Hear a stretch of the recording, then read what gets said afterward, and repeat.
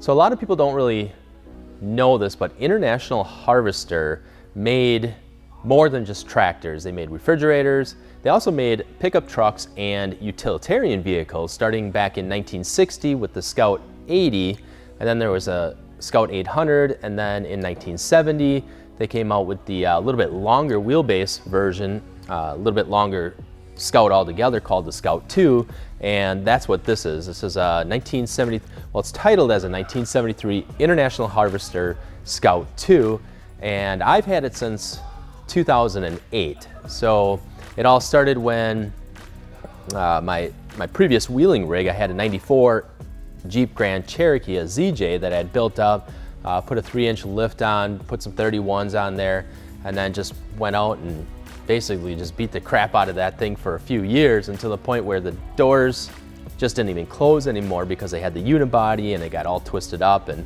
so I ended up selling that, but then I knew I wanted to obviously get something else, but I wanted to get something that was more simplistic, something that didn't have a computer, something that didn't have electric windows, electric door locks, just something that I could just go out and just have some fun with and not have to worry about extra electrical issues and different things like that. So when I started looking, I was watching it was a Rodney Atkins music video. Just happened to find it on TV, and saw in his video, I think it was maybe Going Through Hell, that video there, International Scout. And at first I didn't even know what it was, but I saw it and I'm like, holy smokes, I'm like, what is that? And I'm like, that's awesome, right? So I told my buddy Brent about looking for an International Scout, and he had said that he knows somebody that actually has one. He ended up having this Scout sitting there that was in the barn. He had put a full cage in it, put a 4-inch lift in it, had Data 44 axles, and the truck itself was from Reno, Nevada, so the body was super clean, the rockers were there, and he was in the middle of building it. So asked him how much he was looking to get for it, and he said, and I said, a deal. Got it home. It didn't have the windshield in because Wally was also in the process of building it up too, so he had just put the 4-inch lift in, just put the axles in. The axles were completely rebuilt.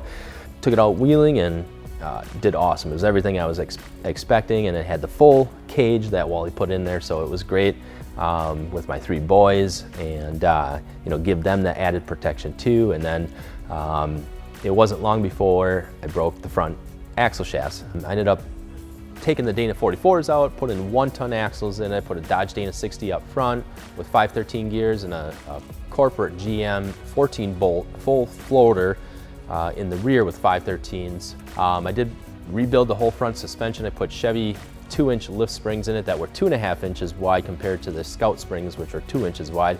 Just give it a little extra rigidity there. And put front shackles. I did a shackle reversals just to give it a little extra better ride. And I'm on my second engine, which the engine is International 392 that was taken out of a 67 dump truck and rebuilt, and then I put 345 or heads off of a 345 on this 392 with a Holley 600. So it does have some pretty good low end torque on it, but I wanted to keep that drivetrain international. So it has a TorqueFlite 727, the Chrysler transmission in it, and the Dana 20 transfer case, and it's got a brand new Rough Country 12,000 pound winch on it with synthetic rope, and just put that on literally a couple of days ago, so I haven't even had a chance to use that yet.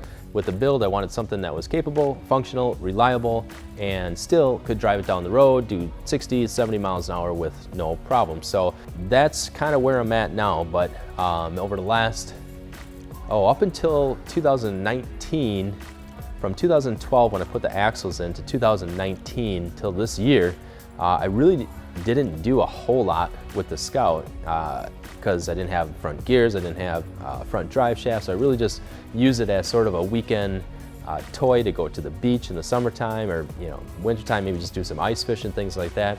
So this year I ended up spending pretty much about 2 months straight every single night, every single weekend, just buttoning everything up on it. A whole bunch of different things that I did to it this year.